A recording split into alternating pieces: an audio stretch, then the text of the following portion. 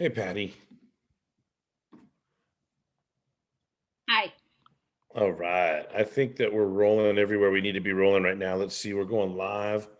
Woo. Let me hang on. Hey, live on the Facebook side. We're recording on Zoom. And what do you know? We're even making it happen.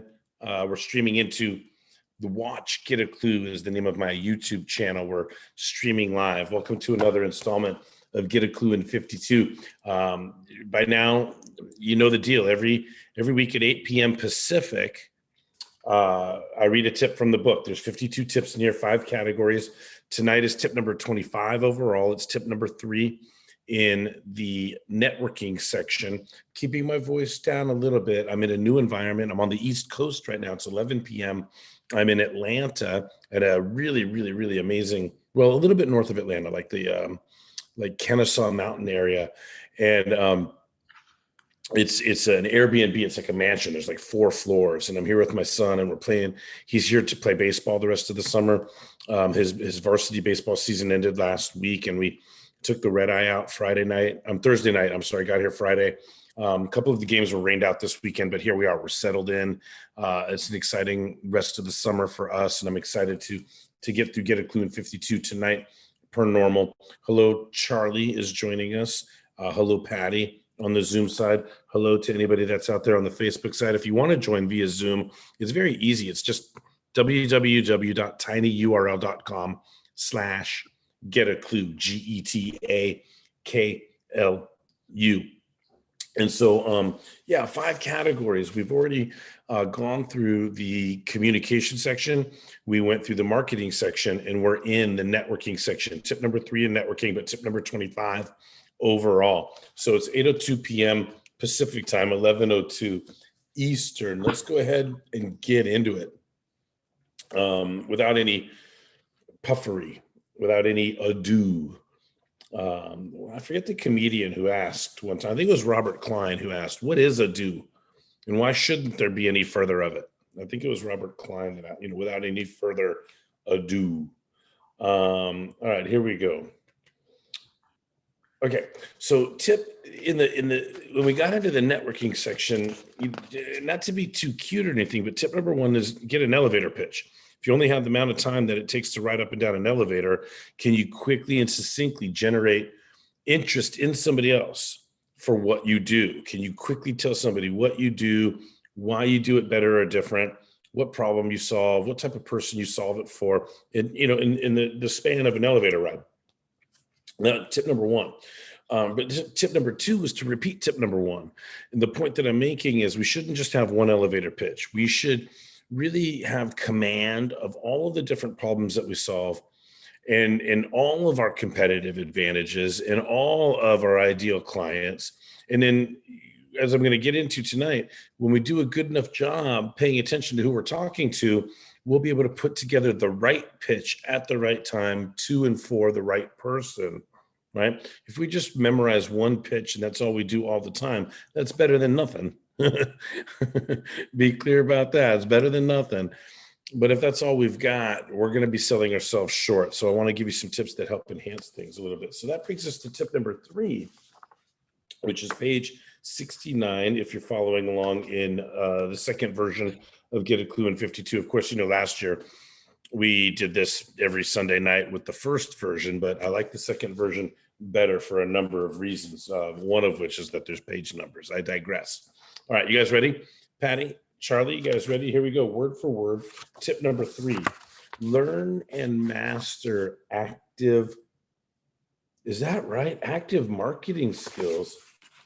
That's a typo. I can't believe it. We found a typo in the second edition. That should be listening skills. Oh my gosh, that is glaring mistake. Tip number 3 at the top. Learn and master active marketing skills. That's a mistake. I can't believe it. I'm a little embarrassed. That word right there should be listening skills. So having said that, let's go. I'm going to read word for word now. Improve your listening by always seeking more information to listen to. When someone is talking about themselves or their career/business, Be ready to ask probing questions, qualifying questions, clarifying questions, or creative/hypothetical questions for the purpose of creating more stuff for you to listen to. One of the most common remarks I receive in my client testimonials is that I took the time to really get to know the people I work with. Everyone will say they are all about helping others, but will anyone actually take the time to listen to their prospects deeply and strategically? Preparing great questions is critical to show you really care through your ability and willingness to listen. Again, more on the power of questions is coming in tip number 7. So for now, get ready by using the notes section to brainstorm and draft some questions you can ask in networking situations that will give you more stuff to listen to. Be creative, be authentic, be curious, genuinely curious, and eager to listen. Right, that's it. That's the tip. So we're asking, number one, we're asking you to listen.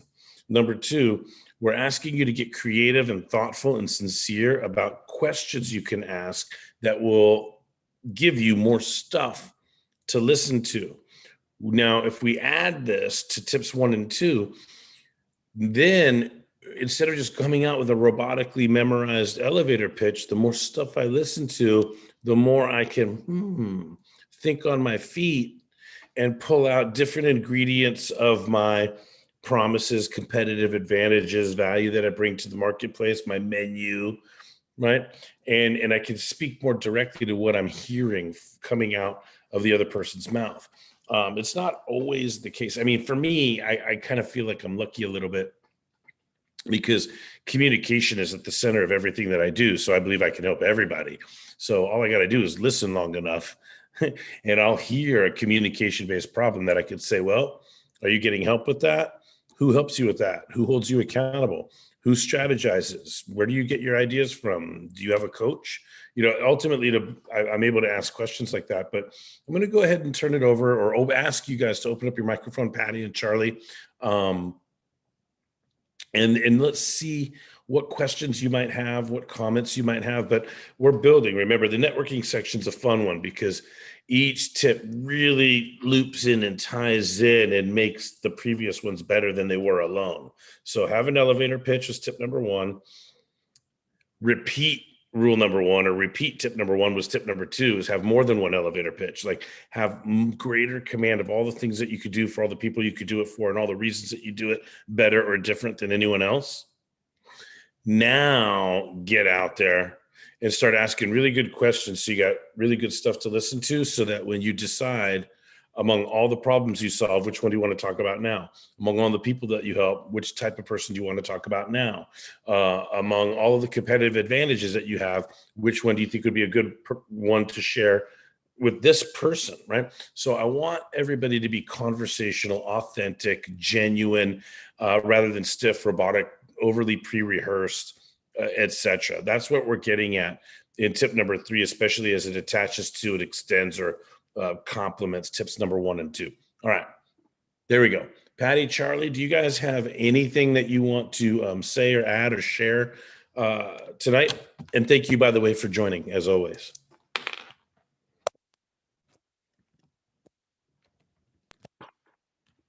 Nothing really comes to mind right now, so maybe Charlie's got something. Any questions, comments? I mean, part of it is. Well, I did like the thought about asking qualifying questions, because sometimes in a networking group, if you did that, at least I know if I did that, it probably would have saved me time spending it with people that, are never going to ever want to get coached, Well, that's interesting. Yeah. Like, let me comment on that a little bit real quick. First of all, there's qualifying questions, but what we hear about a lot in sales trainings are pre-qualifying questions, right? So let me get to the latter part of that first. Specifically to pre-qualifying, that we talk about everybody that I preach that 100% of the people that we come into contact with will either be a 1, a 2, or a 3. Very simply put, a 1 is a buyer. They're ready to go. They have no concerns holding them back. They're ready to go. They're like, I've got my hand right here. They've got credit card in hand. They're ready to go. Okay. A 2 is a potential buyer. They have at least one, if not more, concerns holding them back. They know that there may be a good idea or there may be value in buying, but there's still at least one, if not more, concerns holding back. And a 3 is a non-buyer. They're never going to buy, right? And with coaching, that's it's a unique service, right? Coaching. Some people don't understand it. And I think you have to understand it before you would want to buy it, right? But that's been proven throughout time is most people are more likely to buy something that they can interact with or try risk-free. It's called trialability as an attribute of a new idea. I digress. But so pre-qualifying is the term that we hear in sales lingo, in sales trainings about pre-qualifying the buyer. When I just talk about qualifying, not pre-qualifying, but just qualifying, what I mean by is like literally qualifying. So if somebody says, if I'm in a networking event, right? Patty, let's say that you're in real estate. So, hey, Patty, what do you do? No, I sell real estate. Residential or commercial? Mm-hmm. That's Both. okay. That's a qualifying question. Does that make sense? So let me take a little bit of time on the front end of this, the difference between qualifying and pre-qualifying. Pre-qualifying, when I'm pre-qualifying, that's really sales, right? Before I even get there, right? I want to qualify. I want to ask qualifying questions so I have a better idea of what I might even talk to somebody about. What I need to know more before. Like here's my rule of thumb. And by the way, we're in networking. We're not in sales. We're in networking. So networking is this corpus of activity that. Hey, Alejandra, how are you? Are you coming on? Alejandra coming on board. It's nice to see you again after. Oh man, I can't wait to ask her some questions about Airbnb. But hang on a second. Hello. How are you? Good evening, everyone. Hi. Hi. Hey, listen, let me, I'm going to jump you into the conversation in a second. Let me finish up what I was talking about with Patty. We're talking about the difference between pre-qualifying and qualifying, right? So pre-qualifying is prior to specific intent to sell, right? Well, qualifying is to figure out if I've got a prospect or not, right? So remember the chronology of John Doe. We don't know them at all. Then we know we've got some information on them. So they go from John Doe to a lead. Mm-hmm. And then when they're a lead, that means that we've somehow let them know what we do, what we have available, what we have to offer. And if they're still in the conversation, they become a prospect. So I think a qualifying questions, those are the ones that I'm asking while I'm networking to figure out if I'm going to move this person from lead to prospect. I see. So a pre-qualifying question happens after they're a prospect. Okay.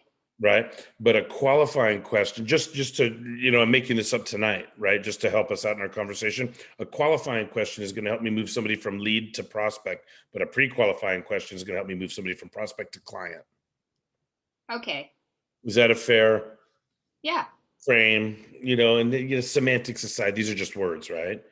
But right. So let me go ahead and but what I'm hearing you say is that the qualifying question is really just to learn more about them. Like you asked me about real estate, am I commercial or is it residential? Yeah, qualifying question. I'll give you more. You just say, hey, I say, Patty, what do you do? You say, I'm in real estate. Okay, that doesn't tell me enough. Right.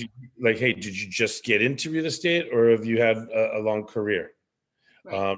Are you what designations do you hold? Are you on an island as an agent, or are you building a team? Do you have buyer's agents beneath you? Are you a broker or just an agent? Do you plan on getting a broker's license? All of these questions. Do you hear these questions just off if I'm in real estate? Now I want to know, how long have you been in real estate, commercial or residential, solo or with a team? Do you have now if I'm asking these questions and somebody goes, God, Jeff, these are really good questions. You seem to know a lot about real estate. Are you in real estate also? No. I coach real estate agents to become brokers, because when you're a broker, you control your own destiny, way more than when you got to hang your license someplace else. Right. And I'm going to now that elevator pitch is speaking directly to the person that I was just asking all these qualifying questions to, rather than something stiff and robotic that I memorized that I'm just going to share with everyone. Right. Yeah. I like how you put it controlling your own destiny, because that speaks to a lot of people's desires.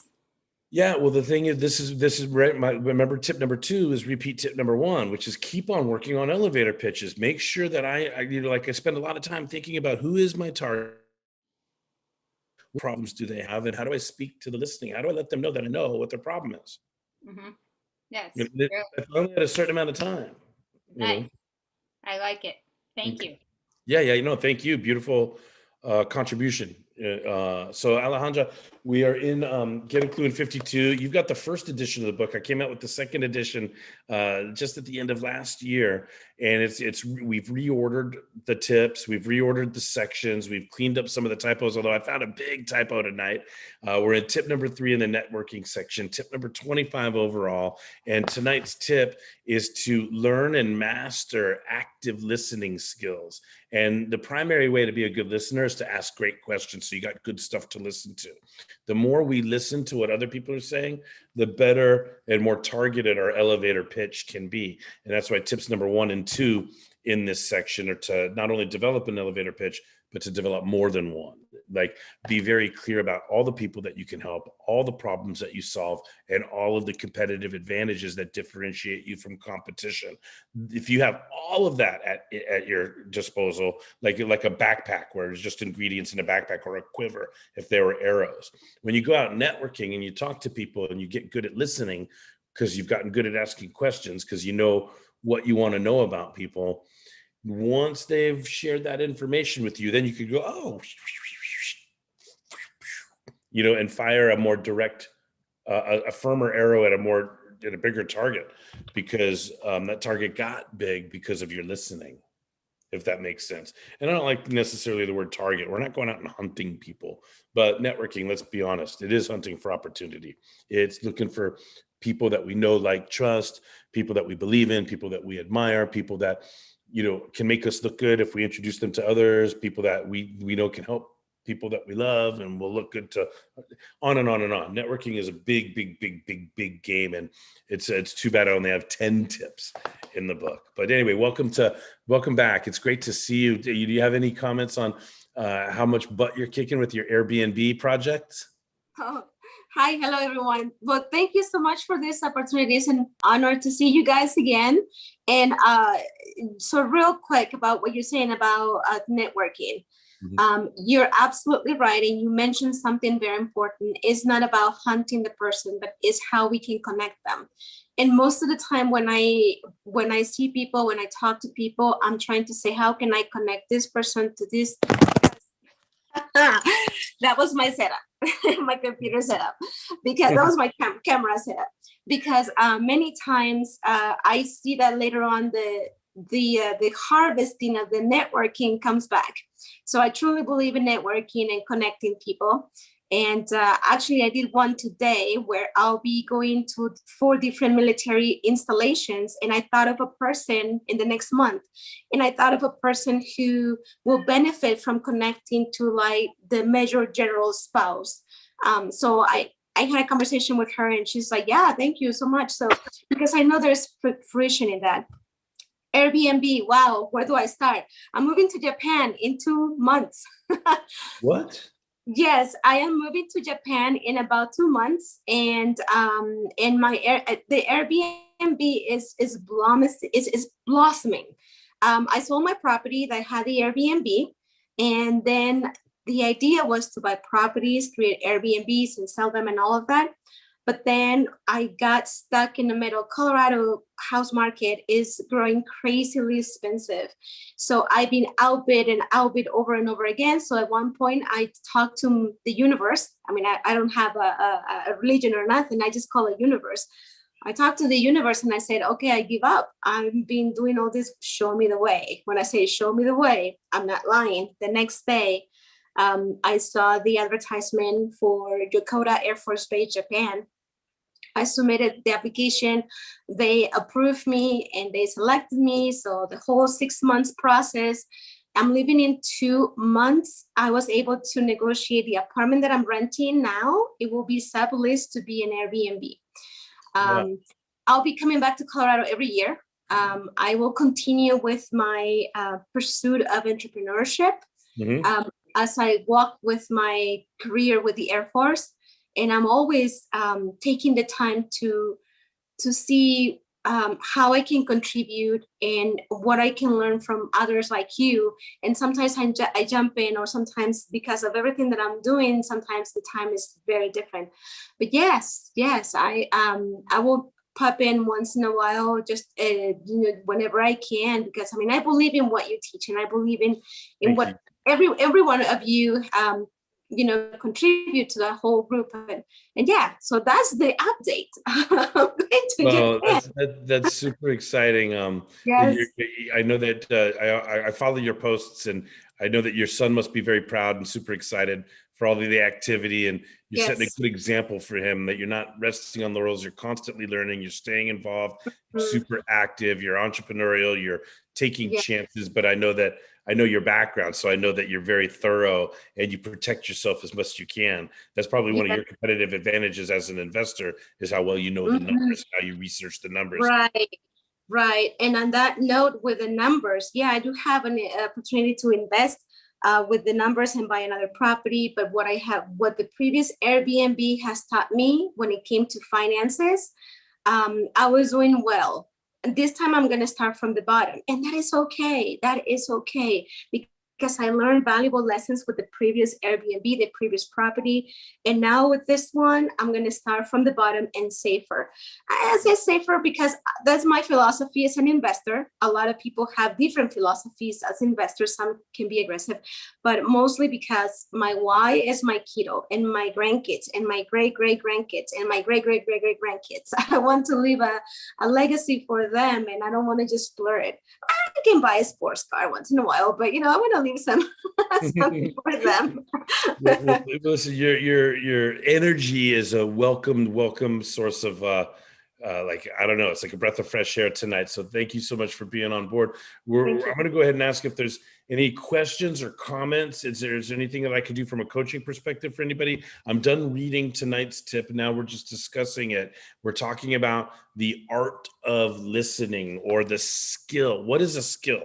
A skill is something we can get better at, but most people think they're good at listening because they can hear. Not the case. There's a lot of barriers to effective listening, and there's a different tips on that in different contexts. But this tip tonight, tip number 3, is I'm encouraging people to master active listening skills, and usually that involves coming up with really good questions to have good stuff to listen to. Any comments, questions? Charlie, you've been a little bit quiet this evening. You're just waiting there like a sniper waiting for your Klubi snack, it seems. But do you have any comments or questions tonight, Charlie? Anybody, actually? Anybody have any comments or questions?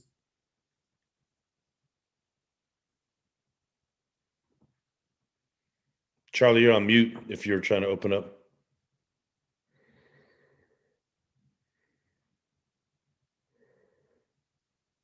Well, here's a good one. I got one. Charlie, can you hear me? You're on mute. You got to unmute. Charlie, we can't hear you. He lost. Charlie lost. Maybe he lost the screen. Maybe he had too many windows open. Anyway, while we're waiting for Charlie, I'm just going to go ahead and give it to you, Charlie. Here it is. Here's the Klubi snack for tonight. Listening is the pay of paying attention.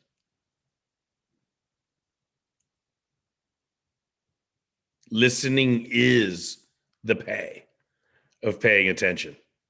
It's work. It's effort.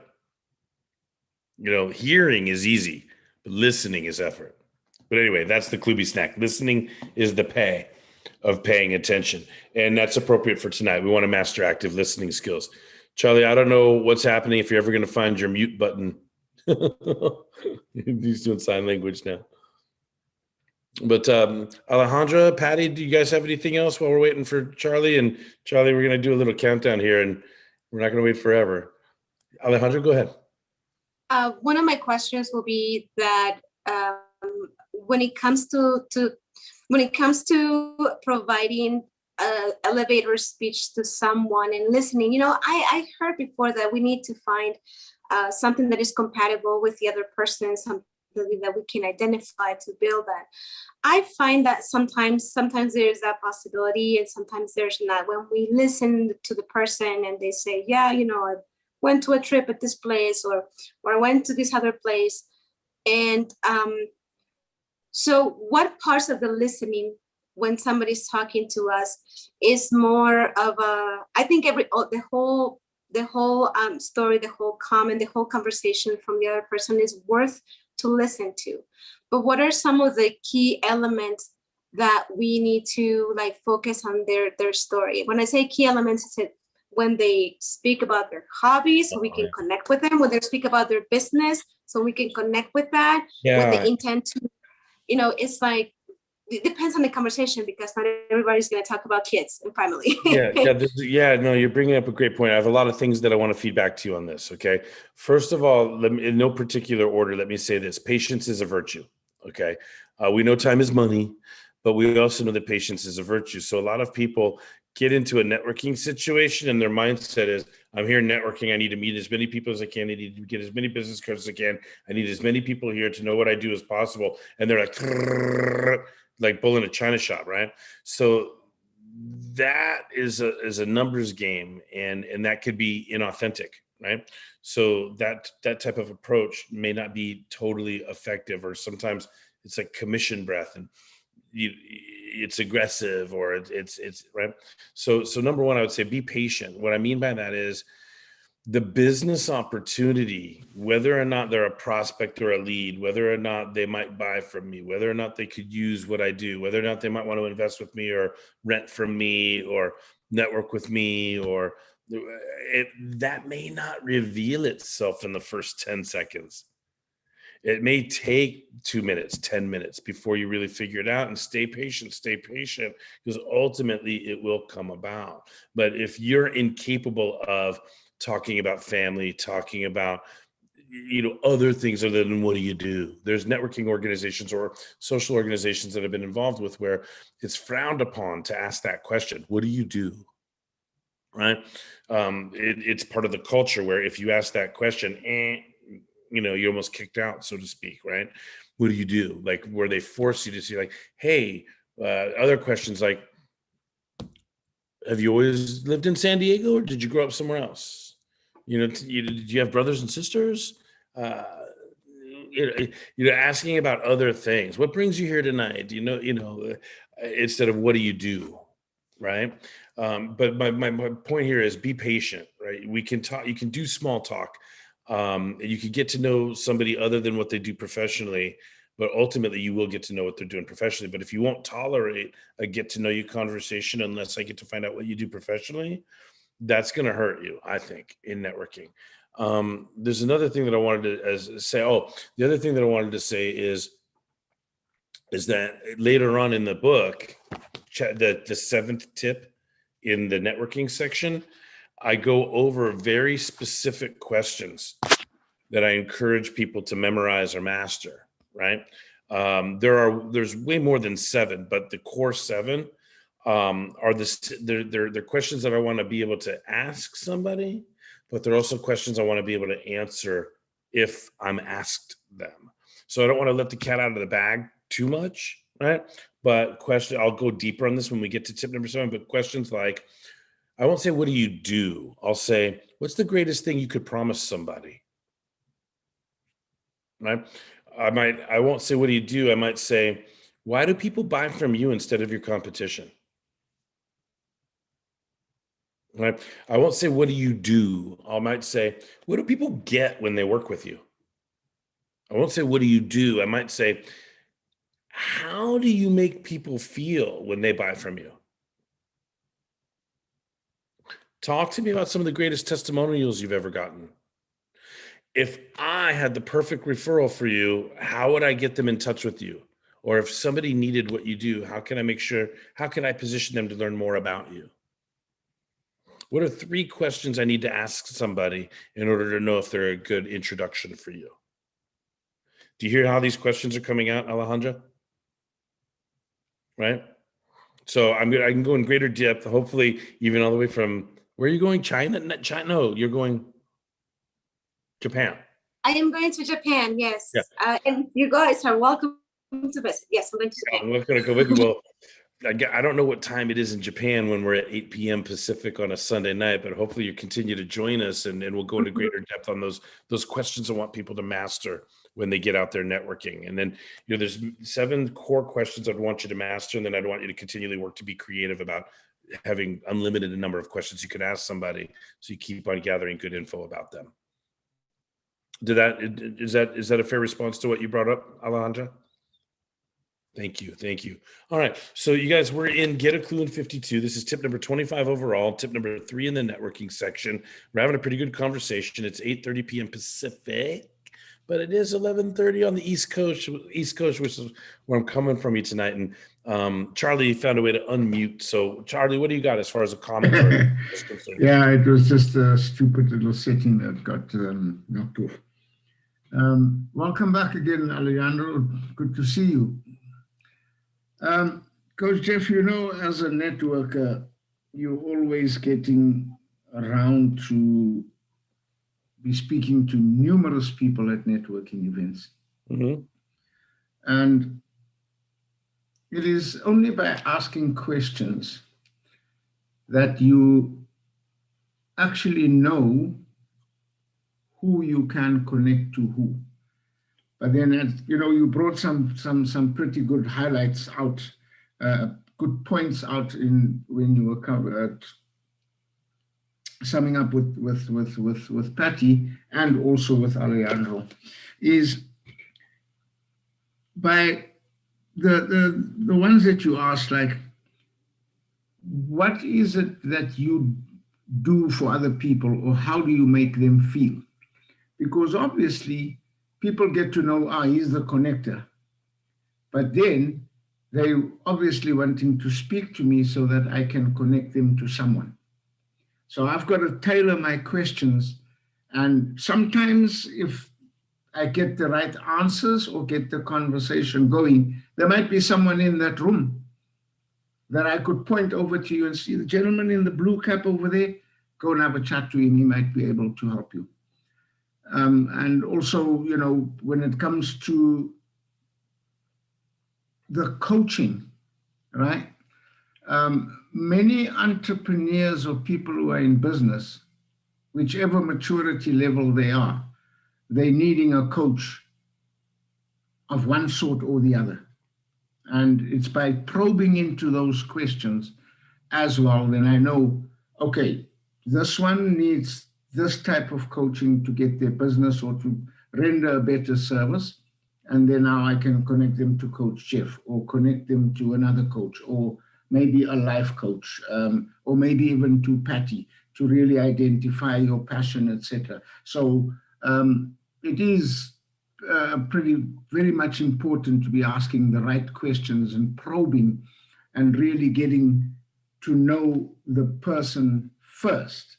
Mm-hmm. And what actually drives them. But then, as you know, I pick up where some of the previous tips tie into maybe even the tip we're speaking to. By asking some of these questions, part of the communication comes in, filtering the barriers, etc. But most importantly, the non-verbal conversation, because some people tend to be reacting differently to different questions that you ask them. Yeah, so tonight's tip is about listening. And the idea, it's not a tip about questions. It's just that questions happen to be the best way, in my opinion, to listen to more. Stephen Covey says, seek first to understand, then to be understood. So on some level, this tip is not new. I'm just rephrasing it, reframing it, putting it in a context of the other 9 tips, etc. But the power of questions will be its own tip, not just in the network section, but in other sections as well, especially when it comes to accountability, right? We talked about that already. But as you mentioned, it's by listening to what's being said from the very first, where the conversation starts, and you listen attentively, you now know what is the next question you're going to ask. What do you need to probe for? What information do you need? So that you can listen actively to what you can add value to them, or maybe, like in my case, who I can connect them to. What is it? And probe deeper. Who's this person? What do you do? What service do you render? Who do you render it to? Where do you need help, etc.? And then listening to that, you will pick up, oh, this person is probably not too good in sales because their sales are not coming up pretty well. So now you know, okay, now I need to connect you to someone who can help you with your sales as a sales coach or a marketing coach or anyone sector or aspect that you need assistance in. Mm-hmm. Yeah, sometimes people don't know. If you say, well, what hurts or what problems are you having? People don't know, or they're not ready in a networking situation to be vulnerable, tell the truth. So, again, there's a lot of strategy and a lot of opportunity in coming up with good questions, but it's mostly because you're going to be listening to the answers before you start speaking about who you are, what you do, etc. So bottom line is, the more I listen to, the smarter I am once I start talking. Very simply put. All right. Absolutely. We are doing Get a Clue in 52. This is tip number 3 in the networking section, number 25 overall. I want to thank Patty, Charlie, and Alejandra for joining me this week.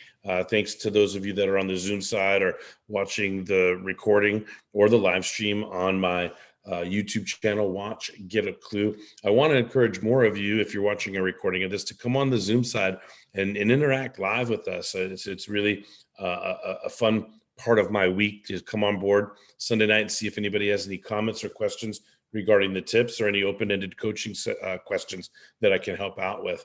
But I'm ready to go ahead and ask for last call as we wrap up tonight's installment of Get a Clue in 52. So any final comments or questions before we dismiss for this evening? Go ahead, Alejandra. Other than thank you very much again for a good session, Coach Jeff. Thank you, Charlie. Alejandra, what do you have? Thank you for providing that eye-opening aha moment.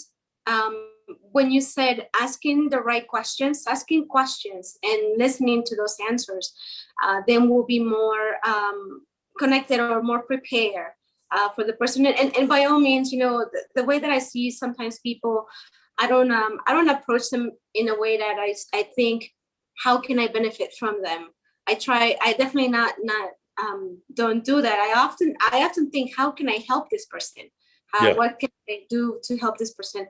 So when you mention asking the right questions is going to help us also get to know the person and get to know their work, their ideal, their goals, and then from there, then we go from there. Mm-hmm. Yeah. So thank you.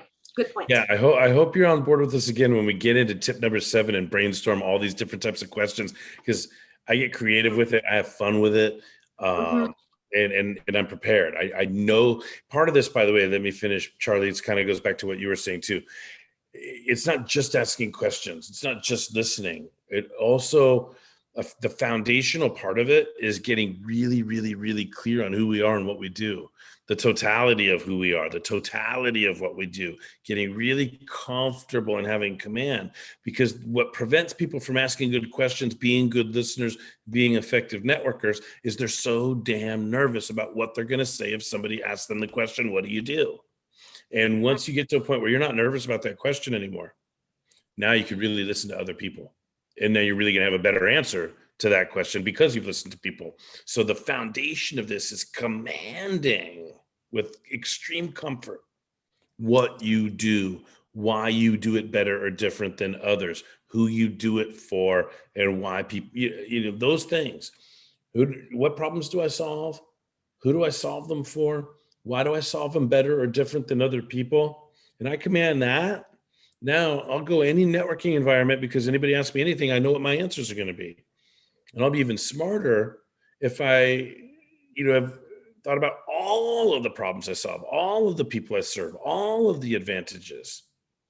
Because if I serve 5 different people, 5 different problems, and 5 different advantages, I have 15 things in my quiver that I could pull out, and I'll pull the right ones out if I've done a good job listening. That's all there is to it. Very, very, very, very simply put. The more I listen, the smarter I will be when I start talking. That's the simplest I could put it. So thanks again for coming on board, you guys. It warms my heart. I will say I love you very, very, very much for coming on board, especially those of you that are here every single week. I just can't thank you enough for that. Alejandra, a breath of fresh air to see you again. Congratulations on your exciting, exciting ventures coming up. Thank you. And let me go ahead and just say, any other comments or questions for tonight's installment of Get a Klu in 52? Anything else before we wrap up for tonight? All right, Patty, you ready to seal it with a kiss? All right, here we go. All right. Wait. Oh. Okay. Thanks, you guys. Have a great night. We'll see you next week. Good night. Have a great week. Have a great week, everyone. Good night. Bye-bye. Good night, everyone.